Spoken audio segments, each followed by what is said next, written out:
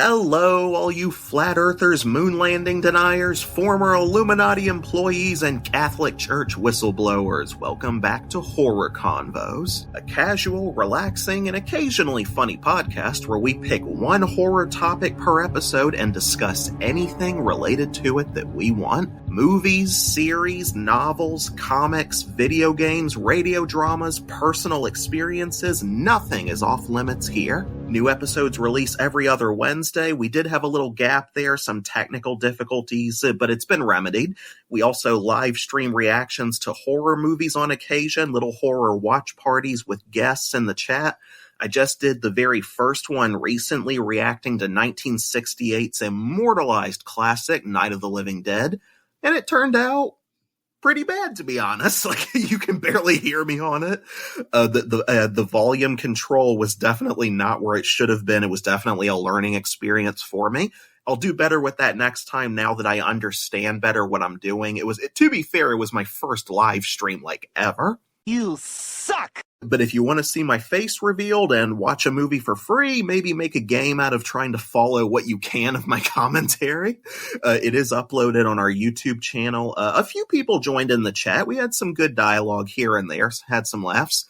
We may do the next watch party on Discord. I'm still new to that website as well, as far as the live stream mechanics go, but we'll figure it out. It's going to get better. Just think of this first watch party as the rough around the edges pilot for a new series. He's gotta find our groove. So in the meantime, please like, subscribe, and hit that notification bell so you never miss when our newest stuff is uploaded. It's good practice to use those fingers instead of your tail so you can pass for a human. I often have guests join the conversation where we share our opinions and compare examples that portray the topic, from the good to the bad and the... Horror Convos is available to listen to on YouTube and Spotify. You can also follow us on Twitter, Instagram, and come hang out at the Horror Convos Facebook page to share your thoughts and leave suggestions for what you think we should talk about next. If you're convinced that ads are sending signals with subliminal messages into our brains to keep them just smooth enough that we never evolve to unlock our full potential and wake up from the simulation, Did I just say that out loud? please go to patreon.com/horrorconvos. Tier 1 membership gets you full episodes on the podcast commercial free, along with exclusive content like outtakes that didn't make it into the episode. Tier 2 membership will get you access to vote on what we discuss in special event episodes. We appreciate everyone who donates to help our little podcast grow. That's patreon.com/horrorconvos. After several weeks of technical and scheduling difficulties, we are back with a vengeance, baby! Kept you waiting, huh? And to celebrate the upcoming holiday, known chiefly for overeating, I thought we'd kick off our comeback this week with an especially saucy, savory subject: conspiracies. Coincidence? I think not! That's right, if you're the kind of horror fan who thrived on the terror of shadow government's bureaucratic cover-ups and prophesized apocalypses, then this episode is going to be juicier than the stuffed ass of the bird on your tables. We're spending today talking about the kind of scares and paranoia society has historically gotten from lizard people, 2012, and Y2K. Oh my God! Okay, it's happening. Everybody stay calm. What's the procedure, everyone? What's the procedure? Stay calm! Wait. Everybody just calm down! This will most definitely be a recurring topic on the podcast. I love a well-written conspiracy story. I wouldn't want to be in one, but they can be so entertaining to listen to. Harrison Ford is irradiating your testicles with microwave satellite transmissions! They make such a reliable template for horror stories, and it is scary when sometimes theories that were once dismissed as crazy ramblings turn out to have actually been true. You know, it's been known to happen. A lot of shit that gets declassified by the U.S. government alone is genuinely wild. And joining me today on this descent down the rabbit hole, please welcome back my uncle and fellow true believer, Johnny. Here's Johnny! Spoiler alert! Why do people love conspiracy so much? What do you think it is that makes them so fascinating that we seem to just be obsessed with them as a society, especially today? think today that people are tired of being lied to by government and other entities as to what is and what is not.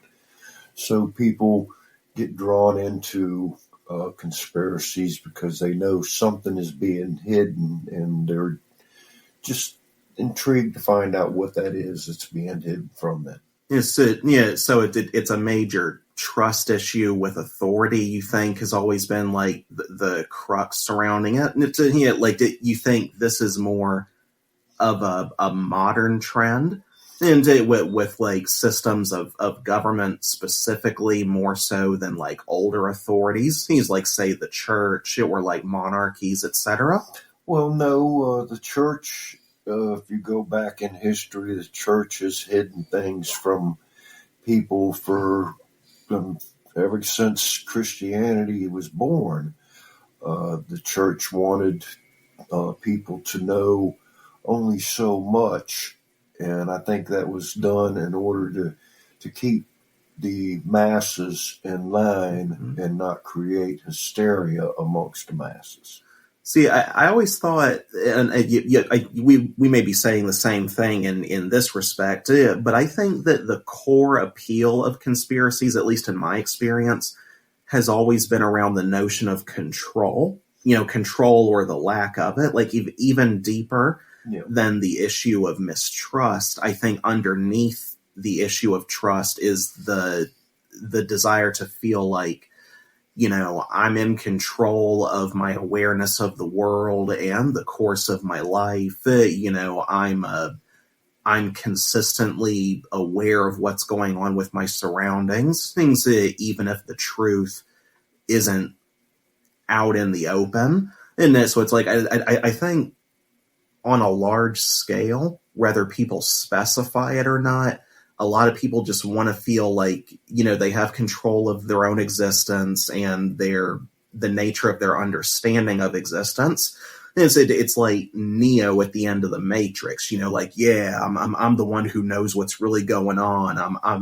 My eyes are open to the simulation. I'm unplugged, because that whole movie, like the first Matrix, is like one of the biggest, like most successful conspiracy franchises of all time. Well, it's always been about control of the masses. The church wanted to control the masses, and if it was done, anything was done against the church, well, there would be consequences. Same with our government. The government keeps information away from society and the masses because they're afraid of hysteria. So they keep this lie under wraps, which all that does is cause people to be that much more curious, once again, as to what is being hidden from them. Pay no attention to that man behind the curtain. You've got various organizations, that will hide from the people, and then when they're found out, then they put themselves in a tight spot. We've been discovered. What do we do now? And then, they're left uncertain as to how the masses are going to handle the information that's being hidden, has been hidden from them for such a long time. That's where you get into the national security debate. It's like if people knew this or that, then you make the argument that, well, it would totally destroy trust in the bureaucracy or the military, what have you. It would totally cripple our economy, yada yada yada. And depending on what we're talking about, like in some cases of like declassified documents, you go over and read them, even though you don't like that it was kept secret. In some cases, like I'm not going to name a specific document off the top of my head. It's such a broad subject, but you could make a case, at least at the time those operations or conspiracies were going on, that maybe that they had the right idea keeping it secret in the interest of, at least they argue, protecting national security. Because certain times in our country's history were definitely a lot more turbulent than others, politically, militaristically, with what was going on at the time, especially in times of war. So I guess not to justify, lying to the American public, to serve government self-interest by any means. But if it's for the sake of, not starting a panic that, if you understand human nature, then you can say with very high likelihood that it's almost inevitably going to happen if this gets out or that gets out. It does raise interesting questions about the moral grays involved in the burden that comes with governing. Yeah, I'm sure that there's a lot of gray areas, and I'm sure that they as like government entities and different organizations, they feel that it would be in the best interest of the public if they don't know certain information, which I guess in some circumstances they may have a point, but then you're talking about treating everybody, you're putting everybody into a group, and when you do that, you make the one group, you make them sound like they're not intelligent enough to know that there's something different going on, and then you've got a category of people who are going to believe whatever's told to them by those in power, government entity, church. They're all, seeking control. And like I said, if you can control the masses into your favor, then you avoid chaos, you avoid riots and things of that nature. I mean, if the church were to tell, people that, for instance, if you take this certain diet here and you keep to this certain diet, you'll live as long as Methuselah and Noah and the rest of them, to whereas the church would say, well, we don't want people living this long. We don't want them to know these particular secrets, so we're not going to put these in the Bible that we put out. We're going to keep out certain things and avoid discussing certain things so that we control what is being read. I guess you could argue that there is a bit of a God complex involved in the history of conspiracy theories, like whether it's related to politics or the church, economics, pharmaceuticals, whatever. Like there's definitely, I guess if you take it all the way back to when the dominant authority in society at large was the church, you want to go back to like our Puritan heritage or even further back than that, then I guess, organized religion would be the first example of an organization and or ideology that, gained a large amount, a tyrannical amount in several cases of influence over the masses. And, they pick and choose, what's right and what's wrong and, what the people need to know and what's for God to know. I mean, there are some people who argue to this day that, we committed an unforgivable sin by walking on the moon, because we're discovering the secrets of the universe that are only for God to know.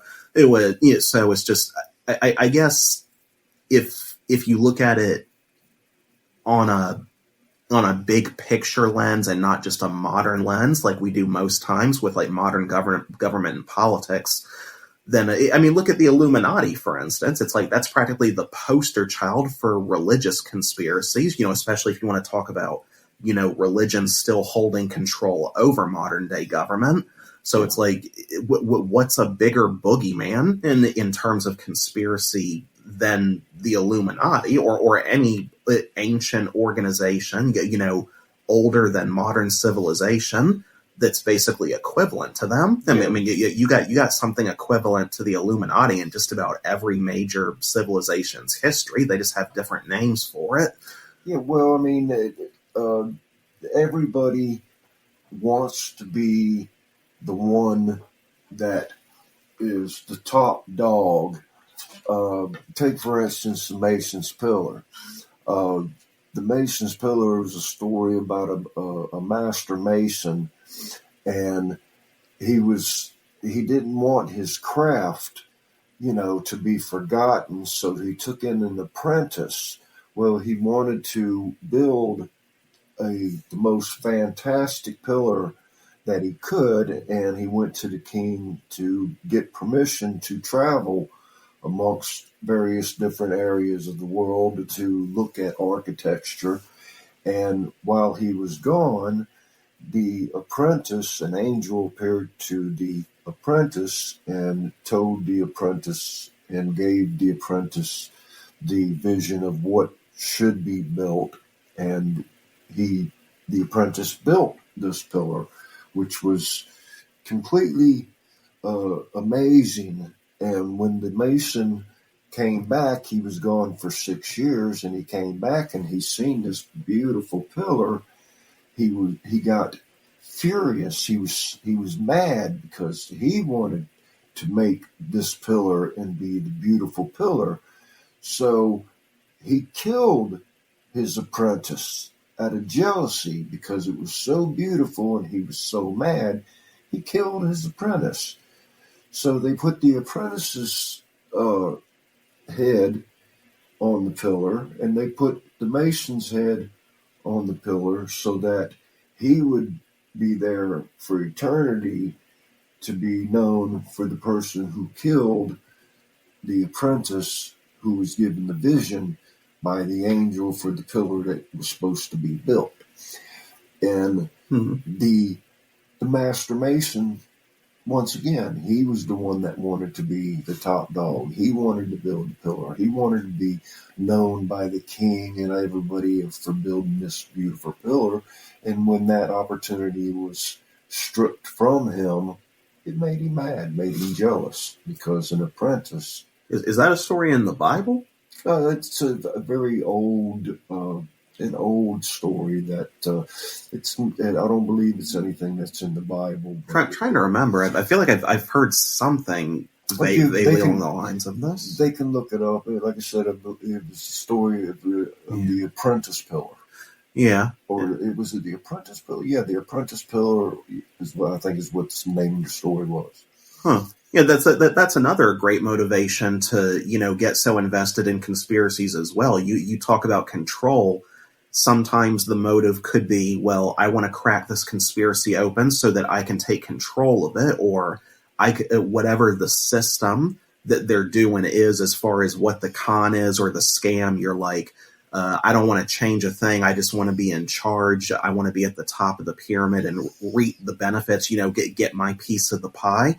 Or some people think, I could run this whole thing so much better, or I have a vision for the way things should be. And if only I could prove that, I know something other people don't know. I know something you don't know, and I got something to tell you. You know what it is? I think there's a term for this. It's something called, I think it's called a syndrome or a psychosis. It's a prophet syndrome or a false prophet syndrome. It's like there's some kind of psychological or psychiatric term for this. It's some kind of delusion wherein someone believes they are at the center of a conspiracy, and they therefore believe they're the chosen one to, uncover it or take control over it. Like they're again, the Neo archetype, basically.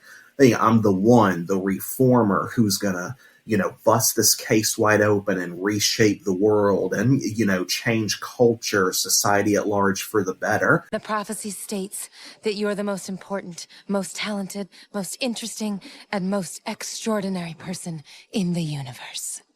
But these types of conspiracy theorists aren't in it for the grandeur. Yes, they're not in it for the greater good of the public. Shut it! They're in it for self-interest. So they're kind of hypocrites in this regard, because on the one hand, they're professing such outrage over the self-interest of the conspirators who are keeping the public in the dark about this. But on the other hand, you're only so interested in it, this hypothetical person, because you want in on it. It's very much like Bernie Mac in a Bad Santa, when he uncovers what Billy Bob Thornton and I can never remember the other actor's name. I've seen him in a few different things. Yeah. He's a hilarious guy.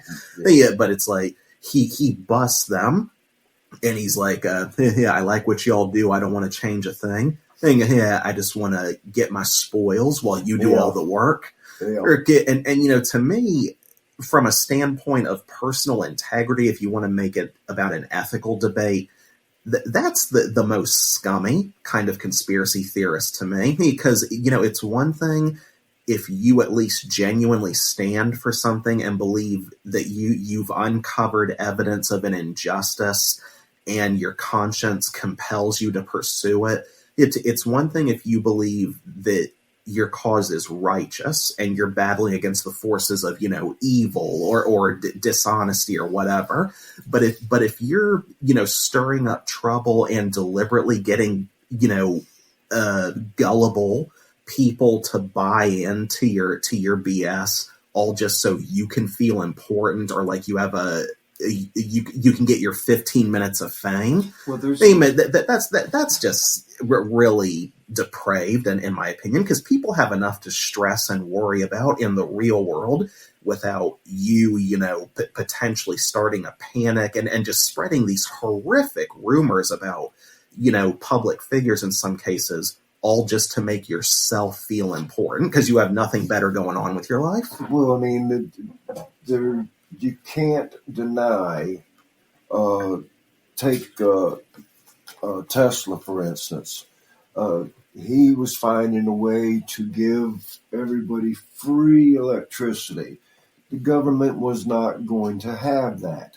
So mysteriously, he disappears, his work disappears. The same with the guy that was building the machine in the desert that would take and could keep you young and take years off your life. He was almost done with it. And then mysteriously, he disappeared, and everything that was in the structure that he built that he was almost finished with disappeared. You heard nothing about that. You get people out there that find a way to operate vehicles on something other than gas, and the government steps in, and the gas companies, fuel companies, they all step in and say, no, this just will not do. We're not going to have our money taken away from us. That's the same as Big Pharma. Big Pharma, they don't want to be out of business. So they're going to make sure that they find an ailment that, somebody has where they can make a sugar pill and say, this is going to work for you. You got to sit there and wonder how many people out here may or may not be taking placebos for an ailment and never even know it. I watched a movie very recently. I forget the name of it. I'm sure I'll list it.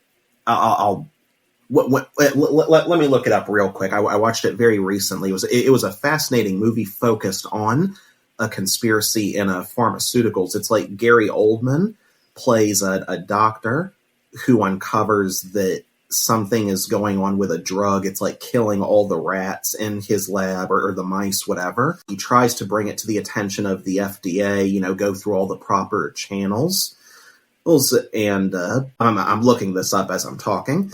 Crisis. Yeah, it's a 2021 movie called Crisis. It's Gary Oldman, Armie Hammer, Evangeline Lilly, and Michelle Rodriguez. And it's like this movie that covers a conspiracy in a pharmaceutical company that know this drug that they're putting out. It's basically like a stand-in for Oxycontin, oxycodone, whatever. And it's the drug from the Oxycontin crisis in everything but name, pretty much, or like a souped-up version of it. And you got Gary Oldman playing a doctor, Armie Hammer playing an undercover cop trying to infiltrate the drug ring that's, helping to smuggle this particular drug around several places internationally. And then you have Evangeline Lilly. She's a mother whose son gets hooked on this stuff. I think he's accused of being a drug dealer for it, but then he gets killed. And she's trying to get justice for him, but the police aren't helping her, and she eventually gets too close to something, and all their stories intersect. It shows you how this all connects through the medical community, the pharmaceutical bureaucracy, the law enforcement, and all the way up through the political channels.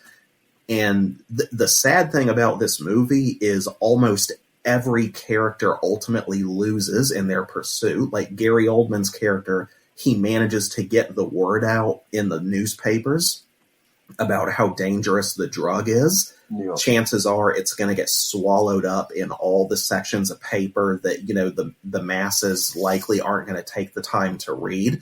The FDA wouldn't allow him to speak. He literally got all the way to a meeting with like the board of directors in charge of this stuff or whatever it is, like the people who control the FDA. He even went to the CDC about it, I think.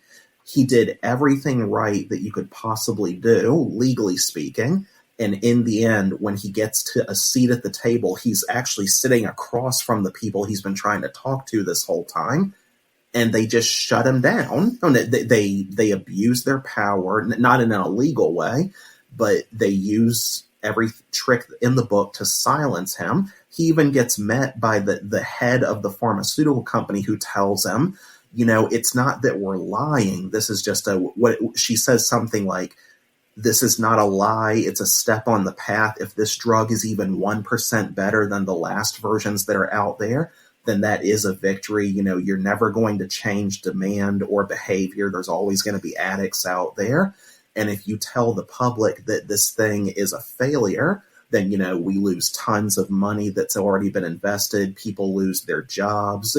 They're looking at it from a business standpoint and like accusing him of being the one who's like, we're not in this for a personal agenda. You are. And he fights every step of the way to maintain his integrity. But in the end, he's just one small fish being buried by sharks. And the mother is the only one who gets a little bit of justice by the end of the movie, because the undercover cop, his whole mission, and his best friend gets killed towards the end of the movie, and when they try to bust the drug ring, he basically hits a wall with the law enforcement bureaucracy, and he's like, at a certain point, he's like, you know what, screw this, I'm not dealing with this anymore. So he goes out kind of vigilante and helps Evangeline Lilly get justice for the specific drug smugglers who got her son killed. But the organization itself is still going. Like, chances are someone's going to replace the leader. And it leaves you on just it's a beautifully written film, but it leaves on such a melancholy note of like just how big this system is. And ultimately, there's just no way to stop it by just, putting a bullet in someone's head or getting someone convicted. Because it's like the Hydra. You cut one head off, two more people seem to pop up to replace it. It's just, that's the biggest problem, in my opinion, with all of these institutions, be it government, pharmaceuticals, whatever. The first mistake we made was we let these systems get too big, too convoluted, and filled with way too many people in positions of power that are easy to abuse. And then once the system grew to a certain point, the monster just got too big for us to slay, because it's too steeped in our culture now. Now you got the debate of, well, if we slay this dragon, then society suffers as a result. But there's too much corruption for us to fix it from the inside either. So it's like, kind of a pot or kettle situation. What do we do now? But I mean, that all goes back to just that general distrust that drives, conspiracy culture. I would say conspiracies in pop culture, but I would argue conspiracies of, metastasized into their own culture, all their own. Now, let me ask you this. Do you believe, I heard this up and down in the 90s and 2000s, is there any truth to the narrative that the CIA introduced AIDS to the public and then blamed it on the gay population? That's something that I can't really critique on. I mean, there's all kinds of different theories on that. There's various different stories about the AIDS. Some people say it started with a monkey. Some, That's what I heard, that it started with like some species of monkey that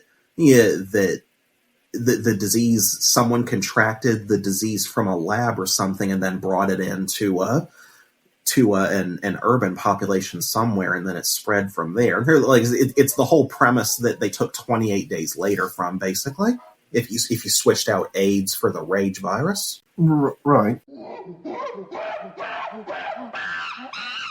Like I said, I'd heard tale of a monkey from a foreign country, and it was contracted by supposedly animalistic behaviors between a human and a monkey, and then...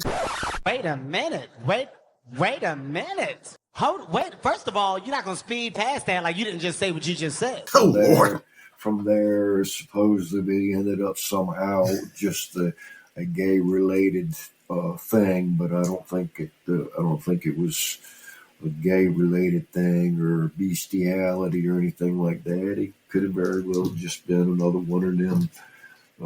I always thought there was something fishy about that narrative. I don't know what they've declassified that may be related to that since then, but I just... Yeah, I never bought into that very much growing up. But I mean, would I put it past the CIA to do something like that? No. Yeah, watch me disappear under mysterious circumstances after this episode. Do I buy that they could do something that depraved? Read about MK Ultra and you tell me. Before we go, I do have to recommend a couple favorites of mine that you should definitely look into if you love Conspiracies, listeners. One is what I consider one of the quintessential classics. You cannot talk about conspiracy-related horror without mentioning it. One of John Carpenter's more underrated classics, 1988's They Live. I don't want to spoil this one too much if you're one of the few people who still haven't seen it after 36 years. Go watch it! I wouldn't go so far as to consider it a masterpiece, per se. It's not what I personally would consider one of the best Carpenter films ever made. You may not find it that scary, depending on your preference, but it is a fun, solid sci-fi horror action suspense thriller. It's got a little of almost everything in it, but it is primarily the sci-fi flavor of Conspiracy. It's a very digestible narrative, nothing too complex. There is clever commentary that can definitely be applied to the real world, especially today. If you go in blind without watching any trailers or reviews, not even a Google search, I think the twist that it poses will hook you. It doesn't have what I'd call some of the best acting thing in terms of what I've seen from the cast in that film, but there are some memorable performances here, particularly from Keith David and the late Roddy Piper. I have come here to chew bubblegum and kick ass, and I'm all out of bubblegum. Again, not mind-shattering Oscar-worthy writing by any means, but if you want something fun, give this a watch. Now, if you want something more suspense-driven and actually scary, this one still gets under my skin even after all the times I've listened to it. It's a creepypasta that I first listened to a video narration of a few years ago on YouTube. It is a slow burn, but the longer the narrator kept talking, the more unnerving the story gets. And the more I got sucked into the plot all the way up to the well-conveyed twist ending. Again, no spoilers this time. Go into it as blind as possible. Judge it on your own merits. From what I found, this was first uploaded to creepypasta.com on November 3rd, 2010. It was later published in paperback and as an ebook in 2013, I believe. You can find numerous narrations of it online if you don't like to read. This is a masterpiece, in my opinion. This one is from the older era of online horror stories, not only masterful at fleshing out a conspiracy, but in conveying the mindset of someone who loses themselves in it. It's an excellent, just incredible exercise in psychological horror and building suspense. I don't know if it could be adapted effectively into film or TV just because of how the story is structured. I'm not sure you could really do that while maintaining the character's point of view. I just don't know how well that would translate into visual media. It could potentially work as a story-driven video game or visual novel, but I encourage all of you, if you want to experience a good old existential crisis, please check out the short story, Psychosis by Matt Demersky. flawless pronunciation. And I can hear the mole people once again digging up the flowers outside now. Damn it, I just had someone here last week on that shit. This is going to wrap up our time for this episode of Horror Convos. Comment below, are you a fan of conspiracies as a subgenre in horror? What got you into them originally? What are some of your favorites, real or fictional? Which ones do you genuinely believe in, despite total lack of evidence? And which ones are like so over-the-top batshit that even you are like, hey kid, that sounds like the dumbest thing I've ever heard? Don't be shy with those opinions. Remember, this is more than a podcast. It is a dialogue between horror lovers. Here is your regular reminder that Horror Convos is available to listen to on YouTube and Spotify. New episodes release every other Wednesday. So please like, subscribe, and hit that notification bell so you never miss when our newest content is uploaded. Have a happy Thanksgiving. Eat plenty. Enjoy the itis. Until we talk again, good night, be well, and